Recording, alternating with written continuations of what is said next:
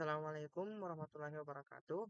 Nama saya Muhammad Akbar Arjuna dari kelas IK 23A.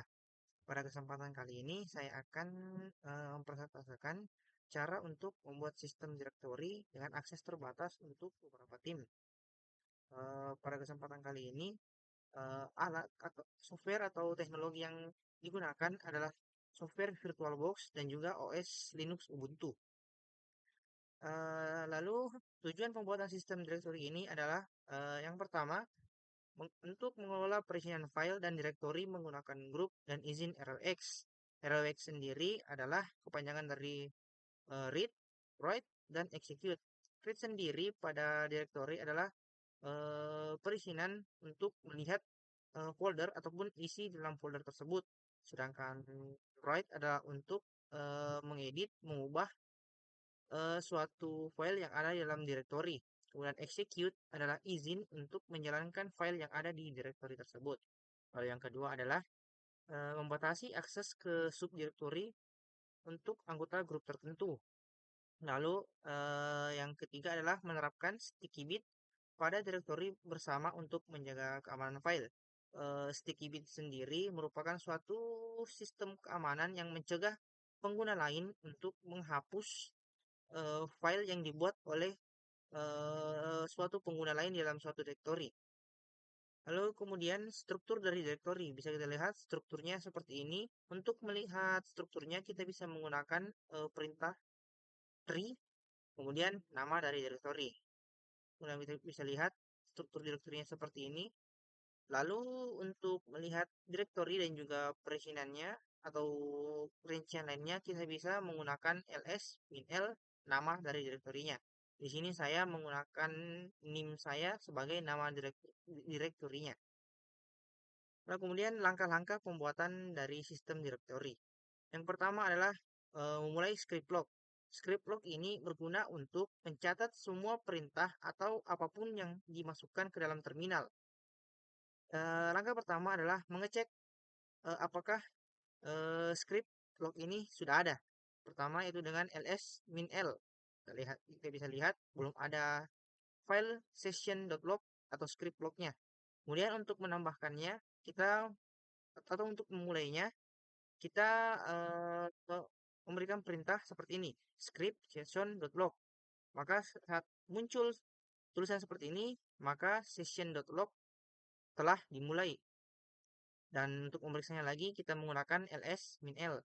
Dan bisa kita lihat di bawah sini, session.log sudah ada. Yang berarti session.log ini sudah mulai berjalan. Tapi sebenarnya kita bisa sudah melihat di sini yang menandakan bahwa session tersebut sudah dimulai.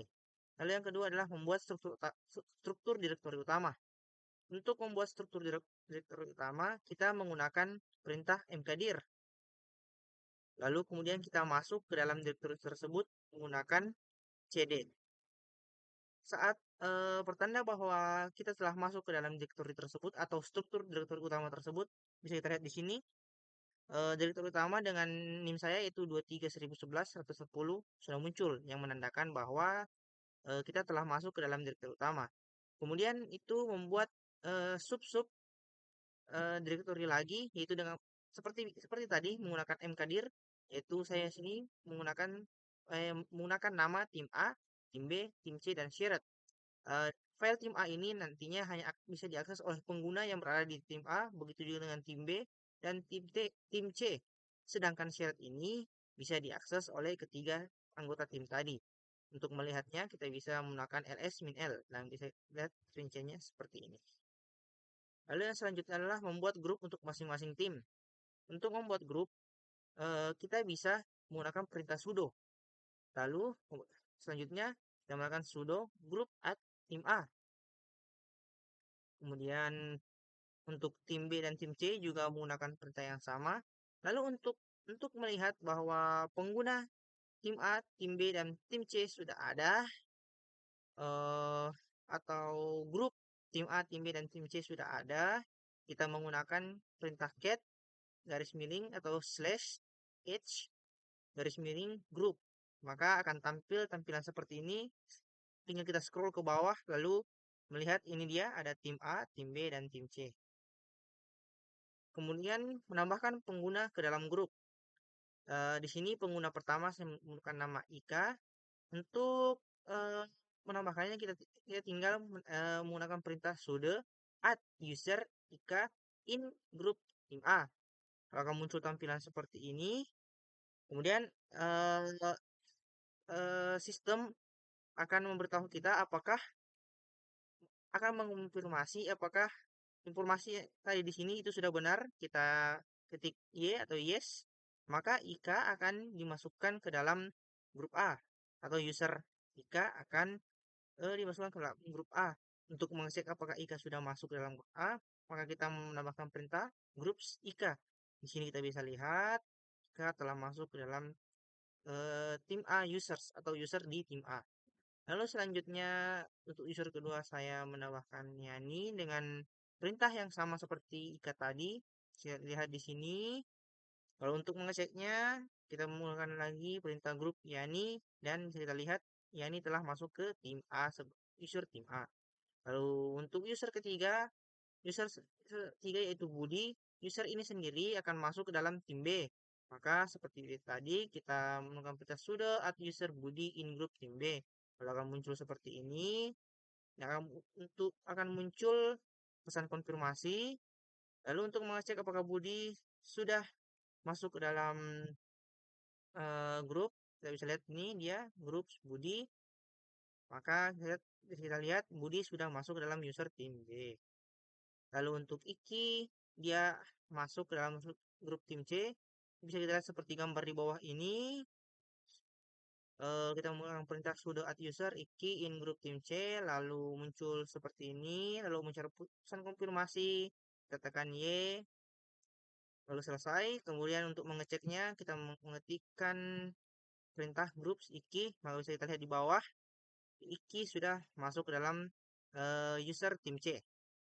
Kemudian kita menetapkan kepemilikan grup pada setiap direktur yang ada. Pertama-tama kita melihat dulu eh, daftar dari kepemilikan masing-masing grup ls dengan perintah ls-minl. Kita lihat di sini kepemilikan masih default. Sini pemiliknya masih Akbar. Maka untuk mengubah kepemilikan grup pada setiap directory kita menggunakan perintah sudo ch on titik dua tim A dan tim A untuk mengubah kepemilikan folder ke tim A. Perintah yang sama untuk tim B dan perintah yang sama untuk tim C. Setelah itu kita mengecek apakah memang benar kepemilikan grup telah beralih ke tim A, tim B, dan tim C. Kita menggunakan perintah smin lagi. Bisa kita lihat di bawah ini, kepemilikan direktori telah berpindah ke tim A, masing-masing telah berpindah ke tim A, tim B, dan juga tim C. Kemudian selanjutnya kita mengatur izin pada direktori tim agar pengguna tim lain tidak bisa masuk ke dalam direktori dari tim lainnya. Pertama kita mengecek dulu ls min l. Bisa lihat di sini eh, izin dari masing-masing direktori untuk tim A, tim B, dan tim C itu masih bisa diakses oleh tim lain karena statusnya itu masih W, X, dan R yaitu write, eh, R, W, X yaitu read, write, dan execute di mana R itu untuk melihat isi direktorinya, write untuk mengedit, menghapus dan sebagainya, lalu dan X untuk menjalankannya. Yang berarti masing-masing user dalam eh, grup tim lain masih bisa mengakses eh, direktori dari tim yang lainnya. Untuk mengatur izinnya, maka kita menggunakan sudo chmod 770 tim A. Eh, Fungsi dari nol ini agar untuk mengubah izin dari execute atau menjalankan eh, file yang ada di dalam direktori masing-masing tim. Dengan mengubahnya nol, maka tim lain misalnya tim B tidak akan user dari tim B tidak akan mampu untuk menjalankan eh, file yang ada di dalam direktori tim A. Lalu kemudian untuk tim B dan tim C kita sama menggunakan sudo chmod 770 dan tim C juga begitu. Lalu untuk folder shared yaitu folder yang dapat diakses oleh seluruh tim atau user yang ada di seluruh tim, kita menggunakan 777. Jadi semua eh oh maaf, maaf, maaf. Untuk nol ini merupakan perizinan dari eh merupakan perizinan untuk publik. Bisa dilihat ini kan ada sini ROX pertama, ROX kedua, dan juga ROX ketiga. Maksud ini untuk pemilik, ini untuk grup yang ROX kedua dan ROX ketiga untuk publik. Dengan mengubah nol di sini, maka eh, izin untuk publik atau user dari tim lainnya tidak akan bisa mengakses file, melihat, bahkan mengedit, atau bahkan mengeksekusi file yang ada di dalam sana. Jadi kita melakukan 770 yang berarti izin 7 pemilik dapat melakukan semua hal meliputi R, W, dan X. Serta 7 itu sesama user dalam satu grup bisa juga melakukan izin RWX. Tetapi jika 0 di sini maka user dari tim lain tidak akan bisa melakukan perintah RWX atau read, write maupun execute, yaitu melihat, mengedit, menghapus ataupun mengeksekusi file yang ada dalam eh, user atau grup tim lain, direktori dari tim lain. Saya lihat di sini izinnya telah berubah di mana izin publik untuk file direktori masing-masing grup itu tidak bisa diakses alias tidak bisa dibuka, dihapus ataupun dieksekusi oleh tim lain. Lalu kemudian menerapkan sticky bit pada direktori bersama. Seperti yang saya jelaskan di awal, sticky bit ini sticky bit ini berguna agar user dari tim lain tidak bisa menghapus eh, file yang dibuat oleh tim lainnya. Bisa lihat di sini, pertama kita mencek dulu ls dengan perintah ls min l. Di sini belum terjadi apa-apa. Lalu kita kita menggunakan perintah sudo chmod 1777 shared. Shared ini berarti directory bersama. Lalu kemudian kita mencek lagi ls min l. Bisa kita lihat di sini ada perubahan di mana saat di awal tadi huruf paling belakang sini adalah X yang artinya bisa mengedit atau mengeksekusi. Lalu kemudian di sini ada huruf X tadi berubah menjadi T yang menandakan bahwa sticky bit pada direktori bersama telah aktif, yang menandakan bahwa pengguna dari masing-masing tim tidak bisa menghapus file yang dibuat. Misalnya tim A membuat file di direktori bersama, maka tim B tidak akan mampu menghapus file yang telah dibuat tim A tadi di dalam folder bersama. Lalu kemudian adalah menguji akses. Pertama-tama kita membuat file di dalam direktori bersama, yaitu dengan perintah touch shared garis miring main shared.txt. Lalu kita melihat file yang ada di dalam file shared itu dengan ls min l shared. Bisa dilihat ini tadi file yang telah kita buat tadi. Lalu kemudian menguji akses menggunakan IKA yang merupakan bagian dari grup A. Ya, ini pertama kita login menggunakan user IKA dengan su IKA. Lalu kita disuruh memasukkan password. Kemudian kita mengecek isi dari file shared tadi. Kalau kita lihat sini ls min l shared. Bisa lihat ini file yang dibuat tadi. Setelahnya kita akan mengecek apakah user IKA ini tadi bisa masuk ke dalam grup tim lain yang tadi kita sudah ubah perizinannya, di mana pengguna dari user dari tim lain tidak akan bisa masuk ke dalam directory dari tim lainnya. Kita coba cd, misalnya ini cd, perintah cd ini untuk masuk ke dalam sebuah directory, cd tim B garis miring.